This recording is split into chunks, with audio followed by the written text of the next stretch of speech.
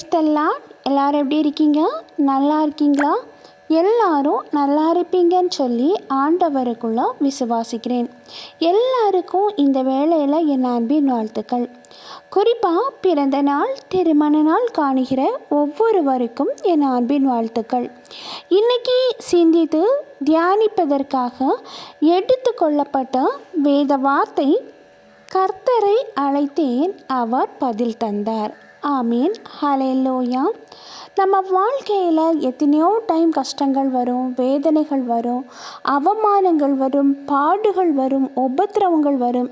அந்த நேரங்களில் நம்ம மனிதனை அழைக்கிறது உண்டு. அதாவது அந்த மனிதன் நமக்கு உதவி பண்ணுவான் அப்படிங்கிற ஒரு நம்பிக்கையோட மனிதனை அழைப்போம். ஆனால் அந்த நம்பிக்கைக்கு மனிதன் கரெக்டாக இருப்பாங்களா அப்படின்னா அது சந்தேகம் அப்படின்னு சொல்லுவேங்க. ஏன்னா ஒரு கஷ்டம் வரும்போது நான் உன் கூடவே இருப்பேன் அப்படின்னு சொல்லி வாக்கு தந்தவங்க வர, நமக்கு ஒரு கஷ்டம்னு வரும்போது நம்மளை தனிமையில் விட்டு செல்லக்கூடிய ஒரு சூழ்நிலை இருந்துட்டு தான் இருக்குது. ஆனால் ஆண்டவரை நோக்கி அழைக்கும் போது, நம்ம பாடுகள் மத்தியில், உபத்திரவங்கள் மத்தியில், வேதனையின் மத்தியில் ஆண்டவரை நோக்கி நம்ம கண்ணீரோடு அழைக்கும் போது ஆண்டவர் பதில் தர வல்லவராக இருக்கிறாரு. குடும்ப பிரச்சனை நிமித்தமாக சமாதானம் இல்லாமல் வேதனையோடு கண்ணீர் வடிக்கிற அந்த கண்ணீருக்குரிய பதிலை கூட ஆண்டவர் தர வல்லவராக இருக்கிறாரு. பாருங்க, நம்ம மனிதனை நம்பி ஏமாற்றப்பட்டு கண்ணீர் வடிக்கிற சூழ்நிலை கூட இருக்குது. அந்த நம்பிக்கையை ஆண்டவர் மீது வைக்கும்போது நம்ம ஏமாற்றப்படுவதில்லை. நம்ம சில வேளையில் நம்ம எதிர்பார்க்கிற அந்த காரியங்கள், ஆண்டவர் சமூகத்தில் கேட்கிற காரியங்கள் நமக்கு கிடைக்க தாமதித்தாலும், ஆனால் நிச்சயமாக ஆண்டவரை நம்பி இருக்கும்போது எந்த காரியமும் நம்ம ஆண்டவர் சமூகத்தில் கேட்கிற காரியங்களுக்கு ஆண்டவர் பதில் தர வல்லவராக இருக்கிறாரு. படுத்த அவர் கிருபை பாராட்டுவார். பாருங்க, பைபிளில் நீங்கள் பார்க்கும்போது தெரியும், அன்னாள் கற்பத்தின் கனிக்காக எங்கெங்கெல்லாமோ சென்றிருப்பாங்க.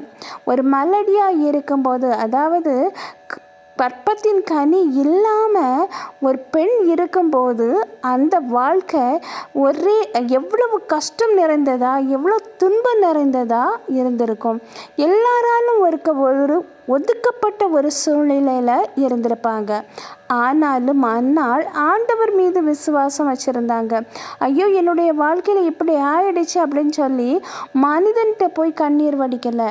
ஆண்டவராகிய இயேசு கிறிஸ்து சமூகத்தில் அவர் கண்ணீர் விட்டு அழுகிற ஒரு பெண்ணாக இருந்தாங்க.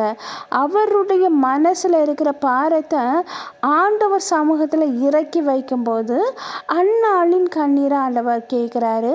பாருங்க, அந்நாளின் கண்ணீரை கேட்டது மட்டும் இல்லைங்க, அழகான ஒரு குழந்தைய கொடுத்து அந்நாளின் வாழ்க்கையில் ஒரு பெரிய அற்புதத்தை செய்கிறாரு. இன்றைய நாளில் வர உங்கள் வாழ்க்கையில் ஏதோ ஒரு காரியம் நடக்கணும், ஏதோ ஒரு காரியம் வாய்க்கணும் அப்படின்னு சொல்லி நீங்கள் கண்ணீரை விட்டு அழுது சோர்ந்து போய் கூட இந்த வீடியோவை நீங்கள் பார்த்துட்டு இருக்கலாம். உங்கள் அழுகையின் சத்தத்தை ஆண்டவர் கேட்குறாரு. கண்டிப்பாக ஆண்டவர் உங்கள் வாழ்க்கையில் அற்புதம் செய்ய வல்லவராக இருக்கிறாரு. இப்போ நம்ம பைபிளில் எரேமியா 33ஆம் அதிகாரம் 3வது வசனத்தை எடுத்து நம்ம படிக்கும்போது, என்னை நோக்கி கூப்பிடு, அப்பொழுது நான் உனக்கு உத்தரவு கொடுத்து நீ அறியாததும் உனக்கு எட்டாததுமான பெரிய காரியங்களை உனக்கு அறிவிப்பேன். பாருங்க, ஆண்டவர் சமூகத்தில் ஆண்டவரை நோக்கி கூப்பிடணுமா? ஆண்டவரை நோக்கி கூப்பிடும்போது ஆண்டவர் நமக்கு உத்தரவு கொடுத்து நம்ம அறியாததும் நமக்கு எட்டாததுமான பெரிய காரியங்களை நம்ம வாழ்க்கையில் செய்ய வல்லவராக இருக்கிறாரு. நிச்சயமாக நம்ம வாழ்க்கையில் பெரிய காரியங்கள் ஆண்டவர் செய்வார். கலங்காதீங்க.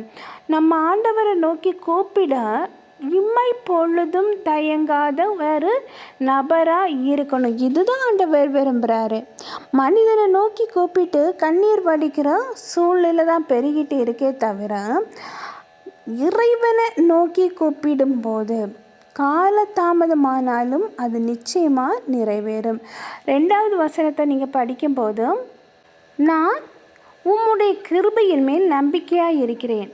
உம்முடைய இரட்சிப்பினால் என் இருதயம் களி கூறும். பாருங்க, ஆண்டவரை நோக்கி கூப்பிடுறது மட்டும் இல்லைங்க, அவருடைய கிருபையின் மேல் நம்ம நம்பிக்கையாக இருக்கணும்.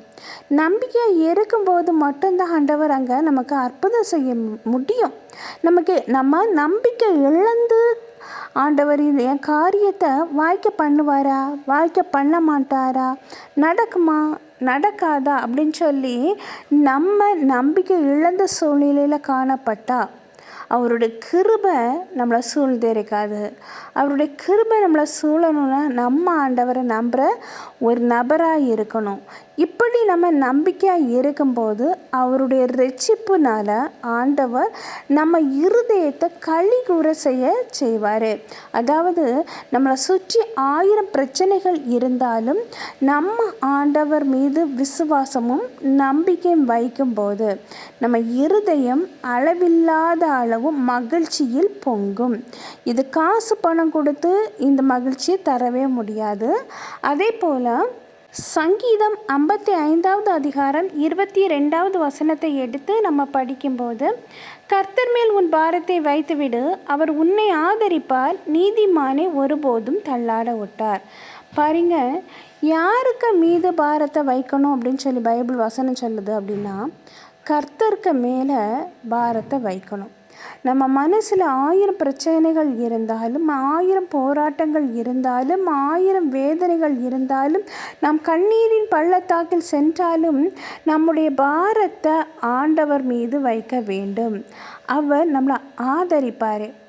நீதிமான ஒரு நாளும் தள்ளாட விட்டார். நம்ம இருக்கிற சூழ்நிலையை பார்க்கும்போது நம்மளுக்கு இருக்கிற பிரச்சனைகள் நம்மளை தலைகுனிய வைக்கிற அளவுக்கு இருக்க மாதிரி தோணும். நமக்கு குடும்பத்தில் சமாதானம் இல்லாமல் போராட்டத்தில் ஐயோ நான் என்ன பண்ணுவேன் அப்படிங்கிற ஒரு சூழ்நிலையில் நீங்கள் ஆண்டவர் சமூகத்தில் கண்ணீர் வடிக்கலாம்.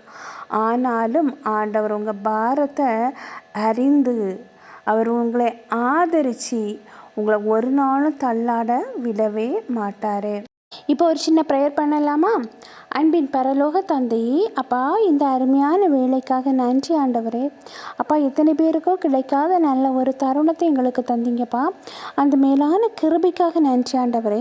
இப்பொழுதும் ஆண்டவரே, என்னோடு கூட சேர்ந்து ஜெபிக்கிற ஒவ்வொருவரையும் கண்ணோக்கி பாருங்கப்பா. வாழ்க்கையில் பிரச்சனை, கண்ணீர், போராட்டத்தோட அழுது அப்பா உங்களுடைய பாதத்தண்டையில் கண்ணீரோடு ஜெபிக்கிற மக்கள் உண்டு ஆண்டவரே. அவங்க கண்ணீரை காண்கிற தேவன் அப்பா. நீங்கள் அவங்க வாழ்க்கையில் இருக்கிற பிரச்சனைகள், போராட்டங்கள் அப்பா, மன கவலைகள் அப்பா முற்றிலுமாக மாற்ற வேண்டும் என்று ஜெபிக்கிறேன். ஒவ்வொருவருடைய வாழ்க்கையில் நீங்கள் அற்புதம் செய்ய வேண்டும் என்று ஜெபிக்கிறேன் ராஜா. ஒவ்வொருவருடைய வாழ்க்கையில் நீங்கள் அற்புதம் செய்வதற்காக நன்றி ஆண்டவரே. அதிசயம் செய்வதற்காக நன்றி அப்பா. அப்பா, ஒவ்வொருவரையும் தாழ்த்தி உம்முடைய கரத்திலே ஒப்படைக்கிறேன். நீங்கள் பொறுப்படுத்தி வழி நடத்தி செல்லுங்க.